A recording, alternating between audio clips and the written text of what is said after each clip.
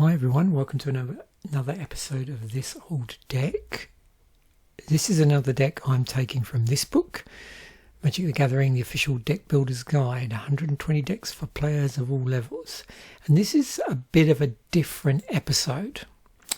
I'll explain why I'm zoomed out a lot more than I am, but I'm very zoomed in when we come to the cards. So this is another type of episode which I do very occasionally under this banner, which is to focus a little bit more on the artwork. Often that's something that I might do in, say, the Scryfall Shenanigans episodes. But there's a reason for this and it's connected with a section in the book. So the way the book is subdivided up,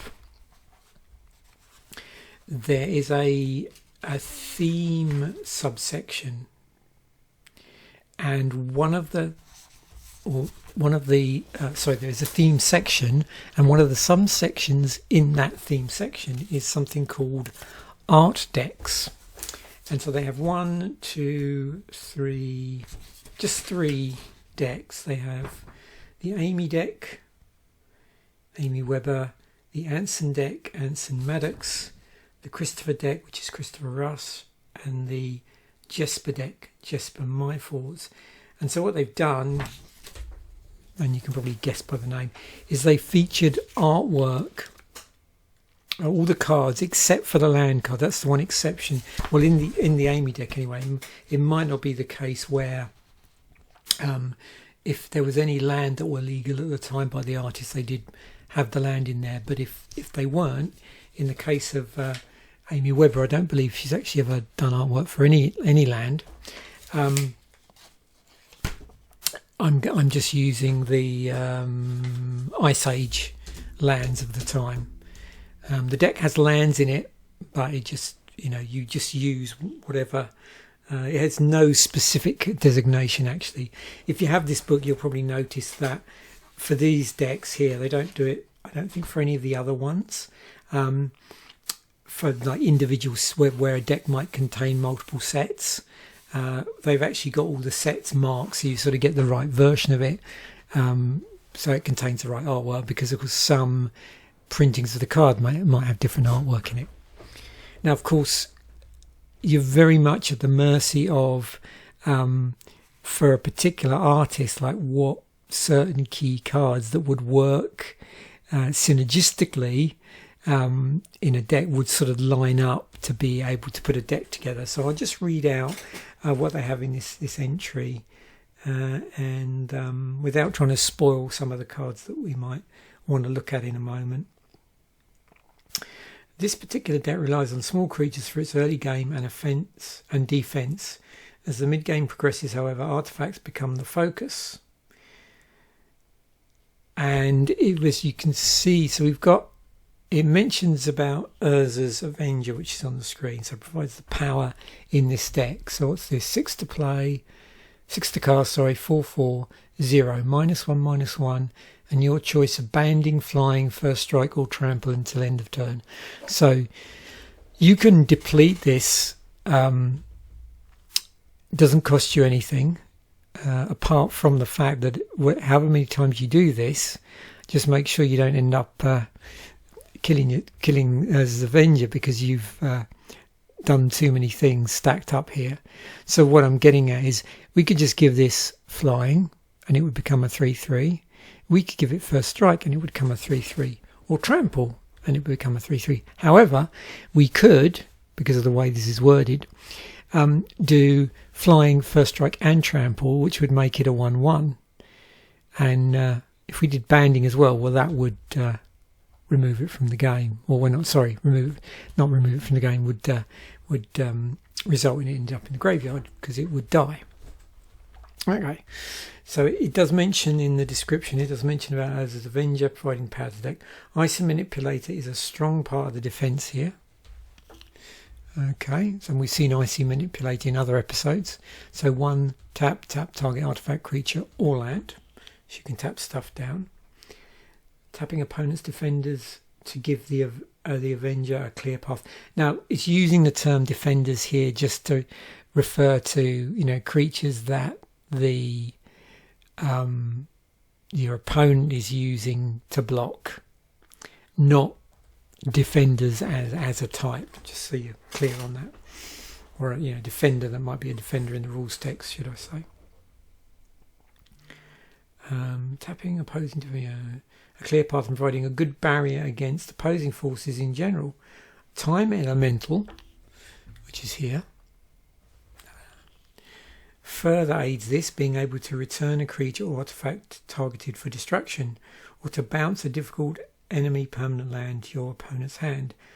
Copy artifact and steal artifact, which are further down their enchantments, down here. Allow you to take full advantage of opposing devices, or for copy artifacts to increase the number of your own. Concordant Crossroads provides a significant speed advantage to your creatures, and that would be where? Is that sideboarded?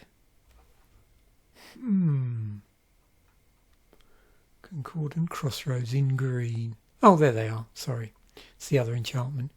Creatures may attack or use abilities that include the tap symbol during the turn they are brought into play. Oh, okay. Cool.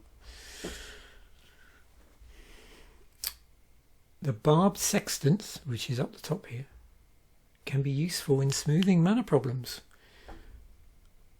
But by giving you an extra card when used, it also helps replenish your hand when you need to.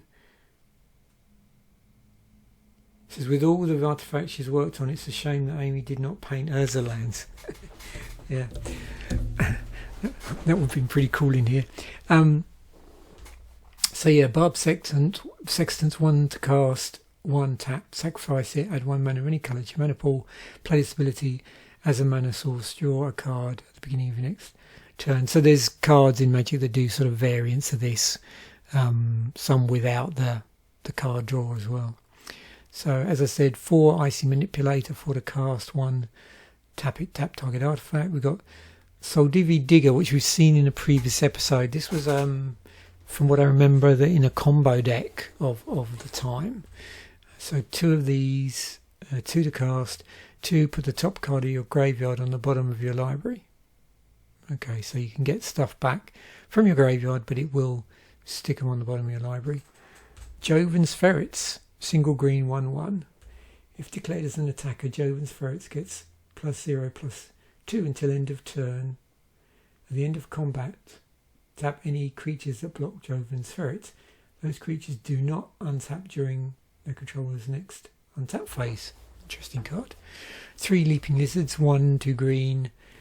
For 1 of the green, flying and -0/-1 until end of turn. It's a 2/3. What's this? Roterothopter, I think that's pronounced. 1 to cast. Artifact creature, 0/2 with flying. 2 +1/+0 until end of turn. You cannot spend more than 4 on this in this way each turn. So you only be able to do this twice. So it then becomes a 2/2. Okay. Scrib Sprites, single green 1/1 with flying. So this would have been, I think, in 5th edition. Yeah. Time Elemental, 2 and a blue. If Time Elemental attacks or blocks, it deals 5 damage to you and is buried at the end of combat. 2 and 2 blue. Tap. Return target permanent with no enchantments on it to owner's hand. Let me just put this in mana venue order. That's better. So yeah, there's your 1 drops, 3 drops, 6 drop. So no 2-drop creatures. Yeah, flying 1/1 for 1 in green. Concordant Crossroads, single green. Creatures may attack or the abilities that include the tap symbol during the turn they are brought into play. Copy artifacts, 1 and a blue. Select any artifact in play. This enchantment acts as a duplicate of that artifact, so it's a duplicate of it. If it is affected by cards that affect either enchantments or artifacts, the copy remains even if the original artifact is destroyed. Enchantments on the original artifact are not copied. Steal artifact for 2 and 2 blue, you actually completely gain control of the target artifact. There's 2 copies of Spore Cloud, so 1 and 2 green. Tap all blocking creatures. No creatures deal damage in combat this turn. Neither attacking nor blocking creatures untap as normal during their controller's next untap phase. So we definitely got some cards in here that are going to do some tap shenanigans and, you know, lock things down for a turn, those sort of things. Then we've got some land, like I said. If you go through Scryform, we can double check at the end, but I checked before I did this and do a search on type of land. For Amy Webber, she never painted any lands in Magic. Well, that's what, you know, would be indicated if you do those searches. And then we've got sorceries. What's this? Something. Drafna's Restoration. Sorry. 1 blue. Sorcery. Take any number of artifacts of your choice from target player's graveyard and place it on top of that player's library in any order. And then we've got Time Walk. 1 and a blue. Take an extra turn after this one. The OG Time Walk card. I'm sure we'll drill down through that, see what else there is. But actually, to stop myself there, I want to do an episode on Time Walk cards, I think. So yeah, I'll probably hold back on that. And anyway, this episode's mostly going to be about the artwork across the different colours in Magic, so we can see all of these. Copy artifact, which we've seen earlier. This, so the sideboard now, a couple of copies of this. Celestial Prism, 3 to cast, 2 tap, add 1 mana of any colour to your mana pool. Play this ability as an interrupt. So no doubt if we look down this, we'll probably see there are better versions of what this card does in Magic's history. You'll notice here there's quite a number of cards from Fallen Empires. Sea Singer being 1 and 2 blue. Wow, let's maybe we should just bring this up a little bit. I just wanted to get it in overview so we could just see the overall gist of the deck, but I can't really read this at that lower zoom. 1 and 2 blue, bury Sea Singer if you control no islands. Tap, gain control of a target creature if its controller controls at least 1 island. You lose control of target creature if Sea Singer leaves play. If you lose control of Sea Singer or if Sea Singer becomes untapped, you may choose not to untap Sea Singer as normal during your untap phase. More Spore Clouds. Homeroid Shaman, 2 and 2 blue, single blue, tap a target green creature, and then another copy of Steel Artifact. So let's go in and look at some of the other, both those cards and the other cards that were painted by Amy Webber. You can see by the balance in the numbers, it's pretty obvious where most of the cards reside, in a sort of single colour or colourless, and it's in colourless. So we have 30 colourless cards. Some of these you can see, a large majority of these are pretty old in terms of, we've got stuff here from, original Magic. So we go down here and look at the sets. You can see they're kicking around in alpha, but there have been reprints since then. But I must admit they do look very nice in the black borders. So Anka Mishra here does 2 damage to anyone who puts a new land into play. Notice as well they had such an interesting design on. I tend to forget this sort of mottled look, and we'll have a look at some of the other cards because there's some pretty interesting stuff in early Magic cards just going on colour wise and aesthetically in the rules text area. You also might notice other things like just the way some things are or are not centralized here. There's Celestial Prism.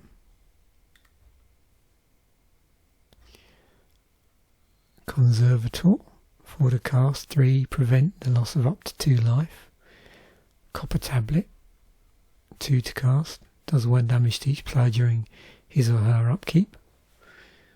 Celestial Rod. Illusionary Mask. It's pretty busy rules text here. 2 to cast X, you can summon a creature face down so opponent doesn't know what it is. Interesting. The X cost can be any amount of mana, even 0. It serves to hide the true casting cost of the creature, which you still have to spend. As soon as a face down creature receives damage, deals damage or is untapped, or sorry, is tapped, you must turn it face up. Okay. I am now a little bit curious. Oh, you can see the rules are pretty extensive. Yeah, you definitely want to know a little bit about the rules there. Face up to face down effects. Okay. Requires notation. Rules nightmare. I don't know if you saw that. That's funny. Okay. Jewel Bird, 1 to cast. So this is an anti-card. So draw a card in exchange for your contribution to the ante. Your former contribution goes to your graveyard. Remove this card from your deck before playing it if you're not playing for ante. Pyramid, 6 to cast. I really like this artwork on here. 2, prevents a land from being destroyed or removes an enchantment from any land. Now I think I looked before, I'm thinking, oh, I wonder how much this card is.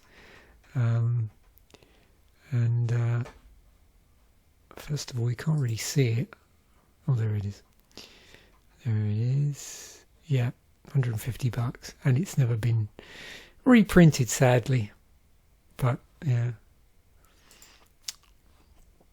Armageddon Clock, 6 to cast. So this uses counters on it. This is from Antiquities. These cards were from Arabian Nights. So put 1 counter on Armageddon Clock during each of your upkeeps.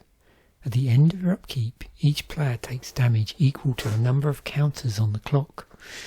Any player may spend 4 during any upkeep to remove a counter. And notice again we've got continuous artifacts, poly artifacts, mono artifacts.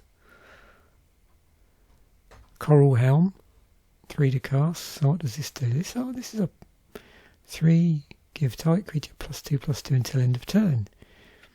Each time you use this ability, you must discard 1 card at random from your hand. Coral Helm cannot be used if you have no cards in hand.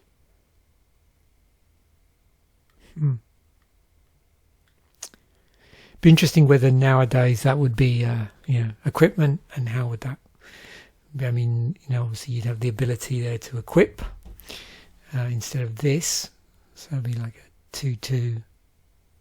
But it's interesting here. If you use the ability, you must discard 1 card at random from your hand. Mishra's War Machine, 7 to cast. It bans, apparently. It's a 5/5. Well, it's a proto vehicle, maybe, I don't know. During upkeep, discard 1 card of your choice from your hand, or Mishra's War Machine becomes tapped and does 3 points of damage to you. Can you see these sort of interesting things like constellations in the sky? Oh, this artwork for Ornithopter. 0 to cast, flying, 0/2. I think I'd mentioned this before about the different Ornithopter artwork. And also, I think in another episode, I was talking a lot about how some of the early Magic cards would often have sort of blueprints on them as well. Urza's Avenger, 6 to cast. -1, and gains 1 of the choice of flying. Now, the one in here, was that Urza's Avenger? Yes, I notice I actually got a 5th edition one there. I was just going for the cheapest ones in the available, but yeah, it was also printed in Antiquities, so the 5th edition one's a reprint. Avenger loses -1 and gains 1 of the choice of flying. So it does look like it's laid out slightly different, and the rules text look a little different. Yeah, can you see here? So, oh, the batteries. These are interesting. I mean, you know, they're outclassed by other things, I suppose. But yeah, just the actions here. So 4 to cast, 2 tap, put 1 counter on blue mana battery. Tap, add blue to your mana pool. Remove as many counters as you wish. For each counter removed, add blue to the mana pool. This ability is played as an interrupt. So if you didn't put any counters on it,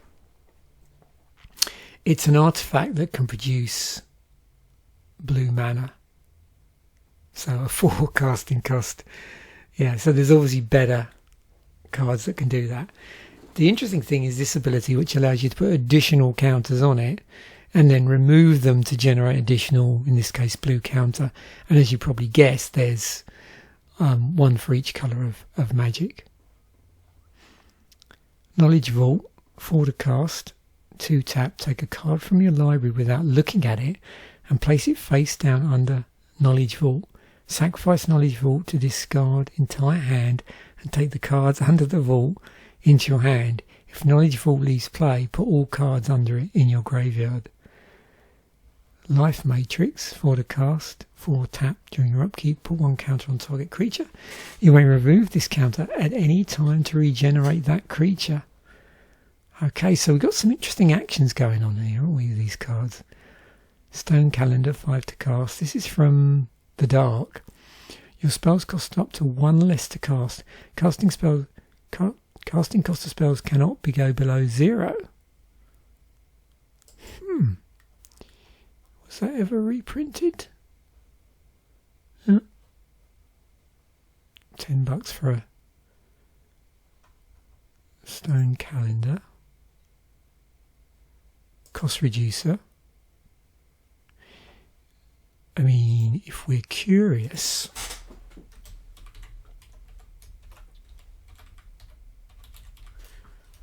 cost reducer artifacts that are also colorless.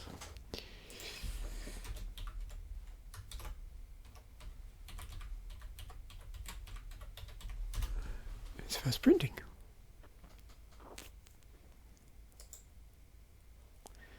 Sorted by release date. Ascending.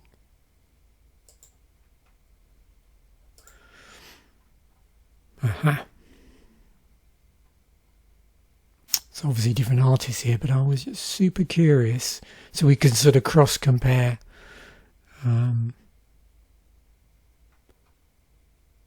Okay, yeah, the medallions. Oh, and the Helm of Awakening.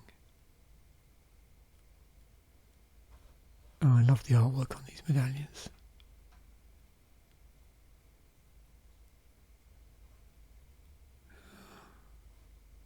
Heartstone, Memory Crystal. There's incubator, there's filter.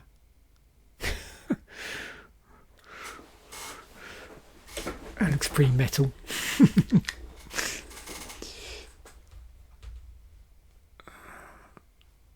Oh yeah, good old Foundry Inspector.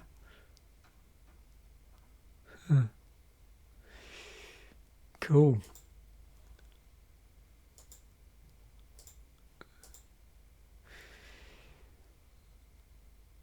Bob Sexton. So this, see if I can find.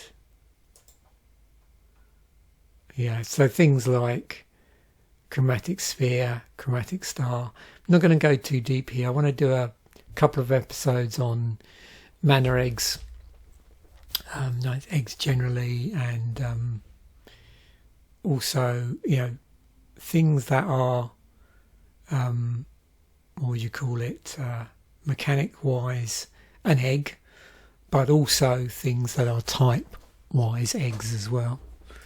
I think that'll be 2 interesting episodes that I do in fairly close together. Celestial Sword, 6 to cast, +3/+3 until end of turn, in temporary creature. Another one that's sort of like almost like a proto equipment, I suppose. Yeah. But yeah. I'm not even sure what search you would do to I suppose you could do artifacts to give target creatures something. Might be a thing to look for. Lapis Lazuli talisman. So yeah, the talismans, another interesting cycle that tends to get forgotten about, I think. 2 to cast, 3 tap. 3 untapped target permanent. Uses ability only when a blue spell is successfully cast and only once for each blue spell cast. Time bomb, 1 to cast. During your upkeep, put a time counter on time bomb.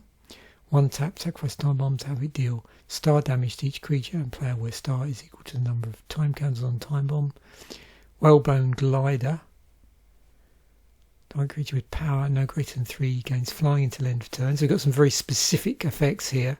And effects may later be used to increase the creature's power beyond 3. Clockwork Steed. So we got a couple of clockworks here from Homelands. Cannot be blocked by artifact creatures. Play put 4+1+0 counters on it. At the end of combat, each combat steed attack or block. Remove one of those counters. But it has the ability to put counters back on, but you can't have more than 4 of those counters on Clockwork Steed. Clockwork Swarm. See, these are both 0/3, they're both 4. This one can't be blocked by walls. So the difference is in the cannot be blocked. Yeah, I think everything else, the template looks pretty much the same. Yeah.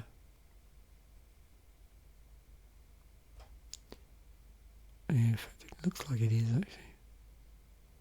It's just the name is causing a difference in the way the sort of text is spread out. Ebony Rhino, 7 to cast, trample for 4/5.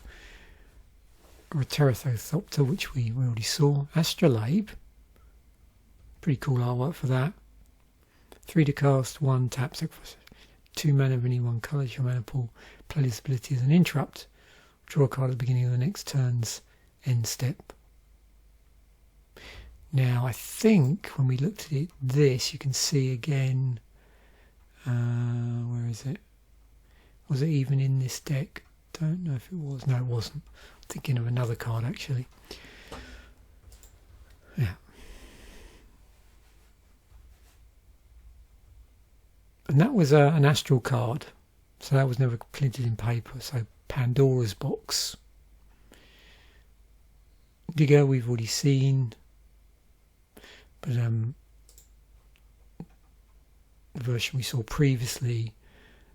So alliances, and this is alliances, but it's just a bit clearer to see what's going on close up. A Mystic Compass, 2 to cast, 1 tap. Target mana producing land becomes a basic land type of your choice until end of turn. And you can see here, can you see the A there on some of these? That one doesn't have it. Yep. Bottom right hand corner.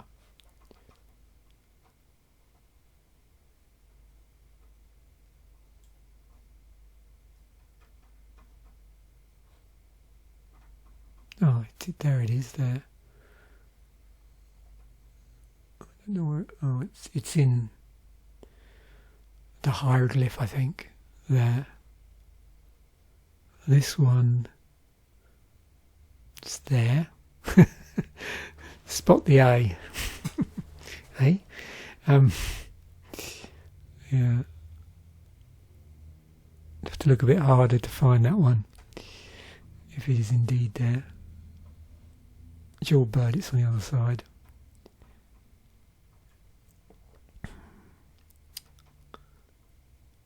Okay, so, oops, not that.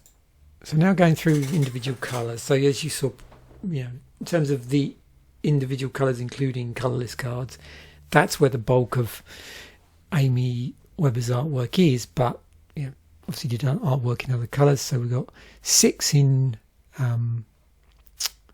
white. Now remember, some of these could have been reprinted in other borders. What I've got here is the first time the artwork appeared on this card.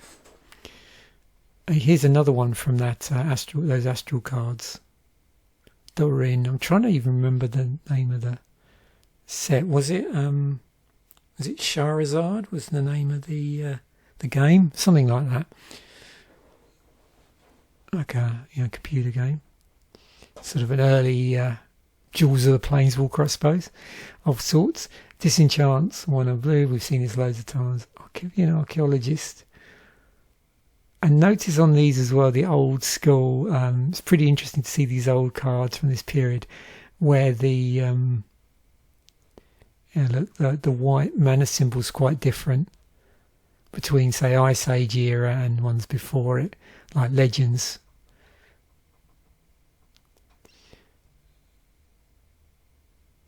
Tap to bring one from your graveyard to your hand. This card, remove a counter during your upkeep. Counter from Divine Intervention. The game is over and considered a draw. Okay. So what does that category put that into? Prevent a win or loss. Okay. Because it's a draw, right. Okay. Spiritual Sanctuary. 2 and 2 white. Any player with planes under his or her control gains 1 life point during upkeep.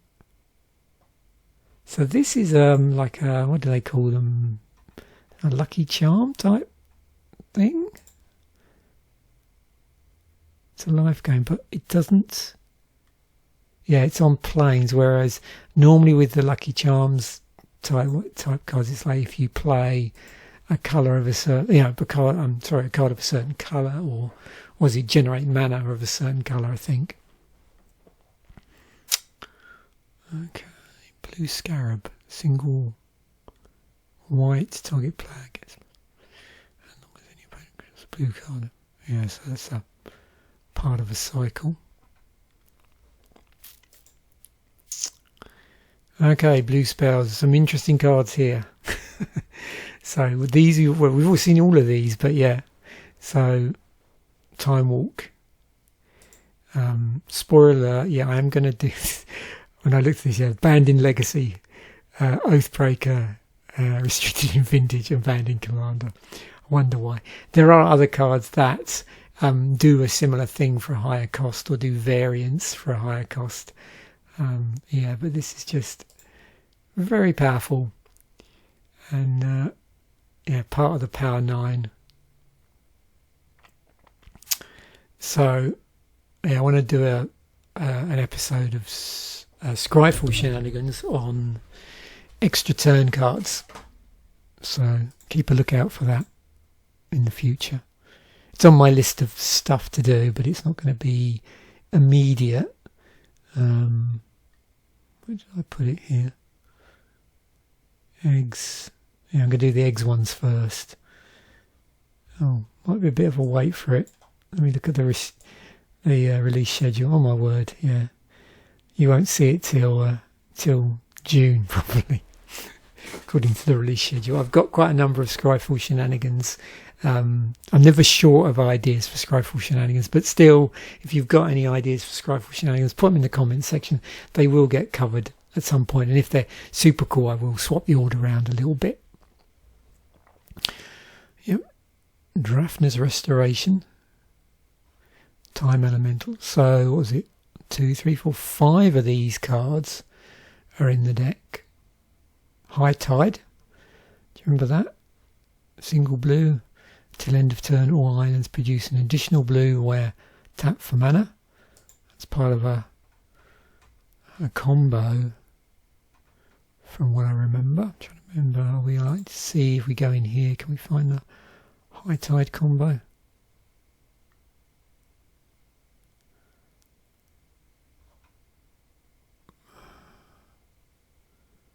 Gematsu Snap, Palincron, High Tide.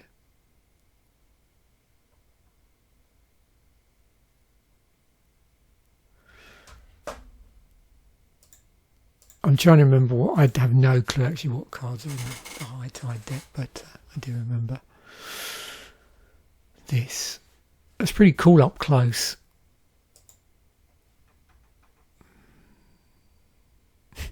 Banned in Pauper. Yeah, because it was printed at it's been printed at Commons, so. Yeah.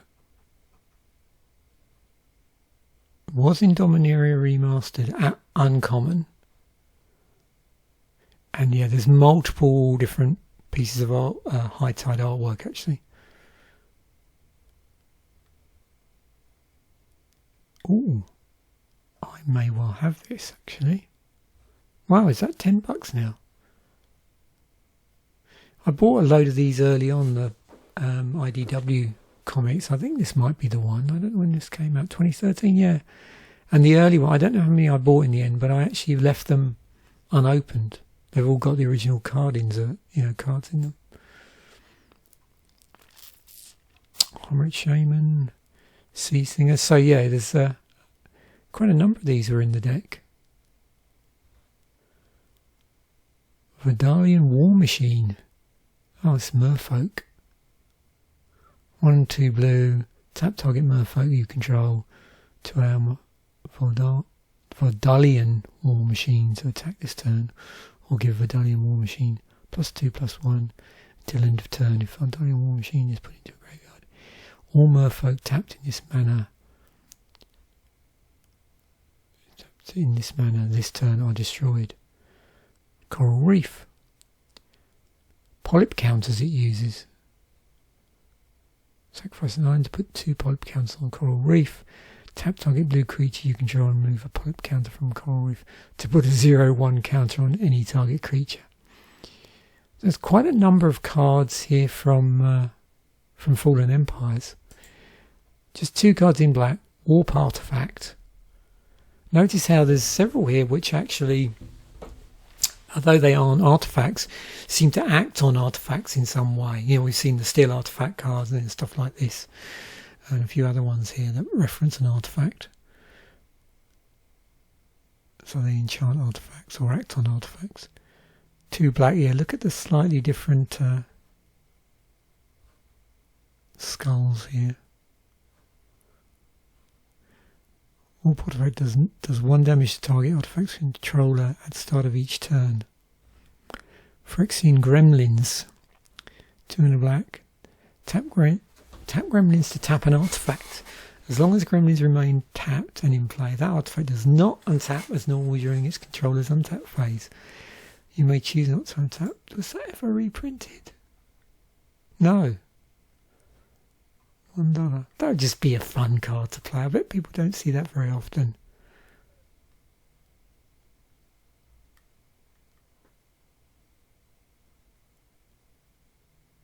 Tapping down people's artifacts.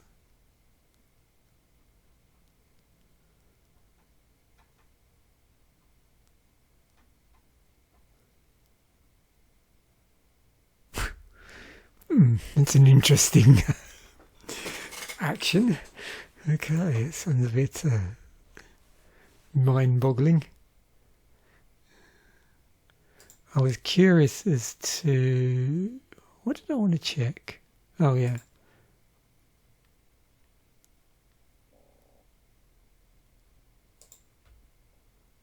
Oh, Amber Prism, of course, yeah. Okay.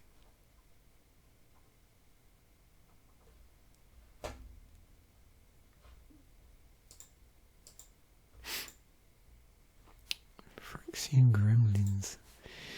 Okay, some interesting red cards. Dragon Whelp.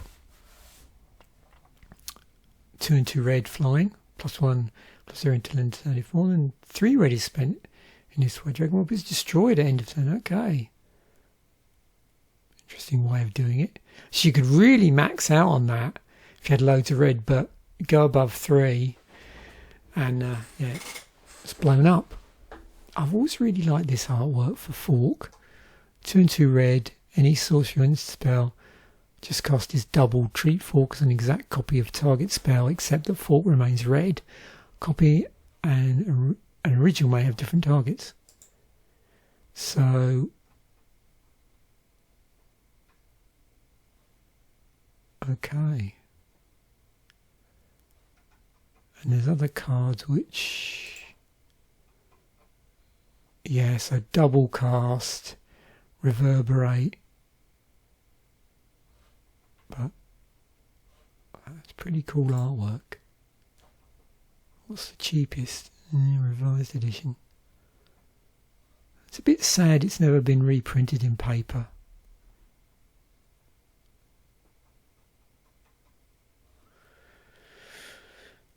What's so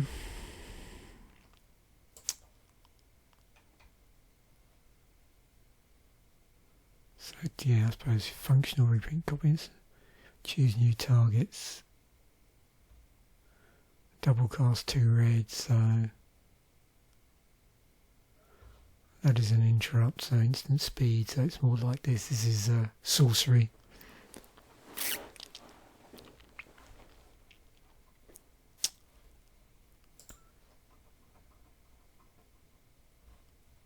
And it, yeah, to become an instant. Okay. Shatter. One of the red shatter destroys target artifact. Now, that has been reprinted a number of times, has it not? Yeah. Yeah, with lots of different artwork. But, I don't know. There is something a bit special about that artwork. What's the cheapest black border version of that artwork? Yeah, see, these are those weird anniversary ones.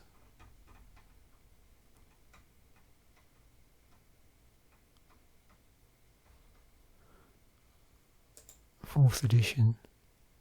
Looks a bit washed out.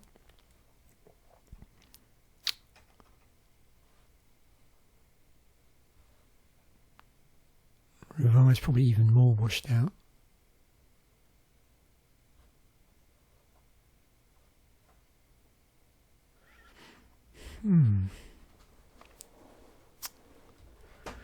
So, the other thing I wanted to check with this, and I forgot to do it, but I hadn't mentioned it, is if we just go back quickly, yeah, the effects on the rules text, yeah, that was something I forgot to re-flag up. This is sort of what I was talking about with the artifacts, how the different, you know, in addition to the artifacts, how the different colours, different coloured ones.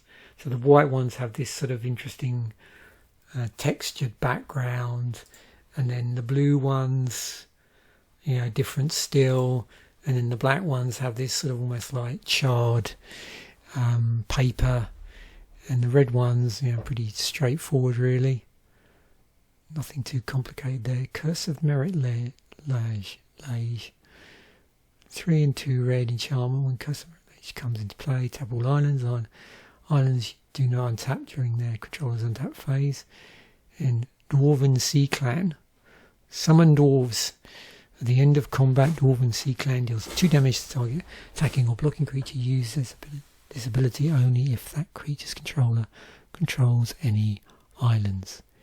And then green, and again remembering this time to look at the texture. So it's more like a wood texture there with this sort of almost like shadow. I don't know if that's what it's supposed to be, as though it's sort of floating above the card. So Life Lace. This is one of the cycle of laces, I suppose. Yeah. Change the colour of one card and it's been played already in plain green. Cost to cast, tap, maintain or use special ability of target card remains entirely unchanged. Scrib sprites, flying 1/1 for single green. Argothian pixies, 1 and a green 2/1, cannot be blocked by artifact creatures. Any damage Argothian pixies take from artifact creatures is reduced to 0. Argothian treefolk, 3 and 2 green 3/5. Any damage Argothian treefolk take from an artifact source is reduced to 0. Concordant crossroads, so see this one a little bit clearer. It's almost got like a sort of slightly bird of paradise bird here.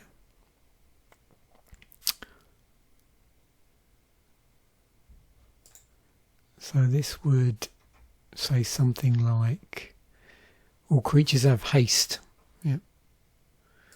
A world enchantment and spore cloud, which we saw in the deck.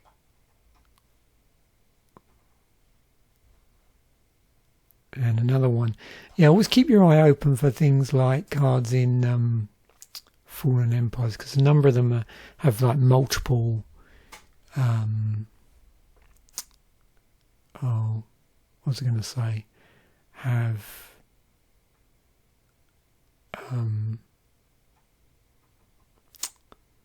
it's gone.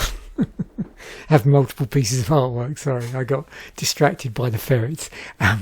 Single green 1/1. If declared as an attacker, Joven's Ferrets gets +0/+2 until end of turn. At end of combat, tap any creatures that blocked Joven's Ferrets. Those creatures do not untap during their controller's next untap phase. And Leaping Lizard, 1 and 2 green 2/3. 1 and the green flying and -0/-1 until end of turn. So it's interesting to see some cards at this point in Magic's history which probably would have abilities on them back then that you wouldn't see so much now, because they might sort of be against the usual stuff you might find in that colour. Or not, as the case may be. And then the only multicoloured cards are Skeleton Ship and Feldergriff. So I do have a copy of this somewhere. 3 blue black. If at any time you control no islands, bury Skeleton Ship, tap, pull a -1/-1 counter on target creature. I've got a number of sort of blue black cards in my EDH binder. I don't think I have a paper copy of Feldergriff. I'm not sure, I don't think so. I should double check. So 1 white, blue, green. Summon legendary, 4/4. So single white, flying until end of turn, target opponent gains 2 life. Single blue, return Feldergriff to owner's hand, target opponent may draw a card. Single green, trample until end of turn. If a hippo token, if a hippo token puts a hippo token into play under target opponent's control, treat this token as a 1/1 green creature. So just looking at these, Skeleton Ship only exists in Ice Age. It was printed online, but in terms of paper, yeah, from Ice Age. Feldergriff, let's have a look at that. Again, yeah, it's the only set in paper alliances. There's a Masters Edition version online. All 3 abilities are now targeted. Not sure. Oh, good old questing Feldergriff.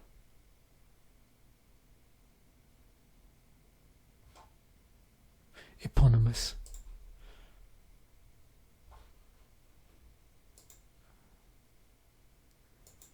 Did they, I wonder if they ever printed a token to go with that. I mean, there are hippo tokens. I don't know whether they printed one at the time or not. Maybe anybody that knows can answer in the comments section. And also, if anybody plays Feldergriff as a commander, yeah, what hippo tokens do you use? Do you use your own ones, or do you use a piece of paper or dice or whatever? Or, yeah.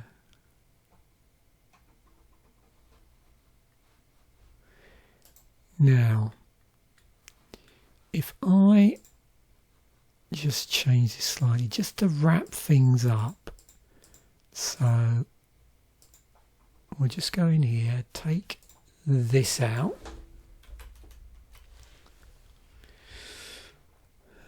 zoom in a little bit again. Actually, maybe I don't need to do that. And then do price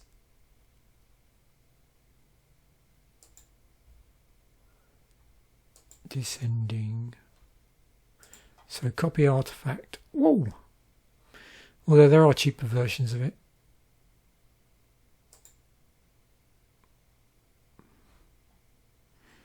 But yeah, okay, so with the artwork.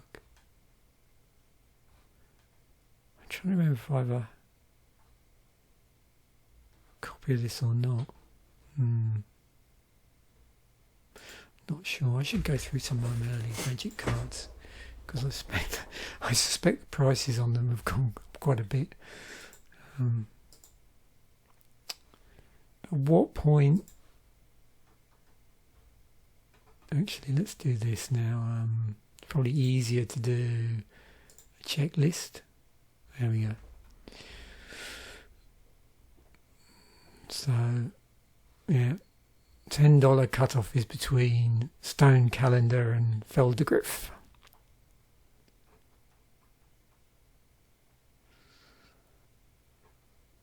Although I suspect some of these it's a bit weird on the prices, so yeah. Maybe I should have done that by euros, just so.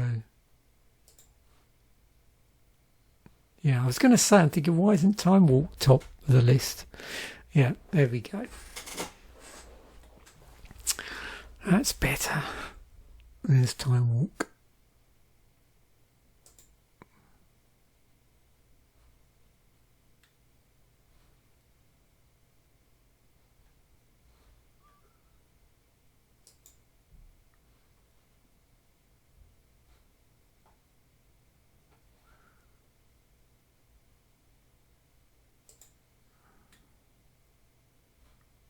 Mm-hmm.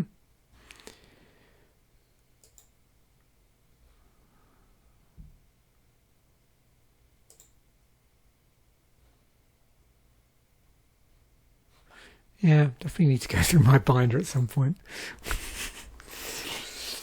That's the trouble, isn't it? If you've been, I wasn't collecting magic cards back in the day, but what happened is once I got properly into magic around the time of like 10th edition more into M10, I suppose, I started to sort of just out of curiosity track down older cards, and at that point, which would have been the 2010s, 2011s, I think a lot of these cards weren't as expensive as they are now.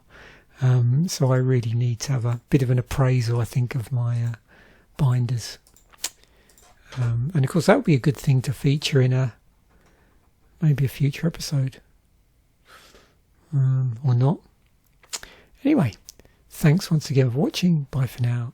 And I will catch you in a future episode.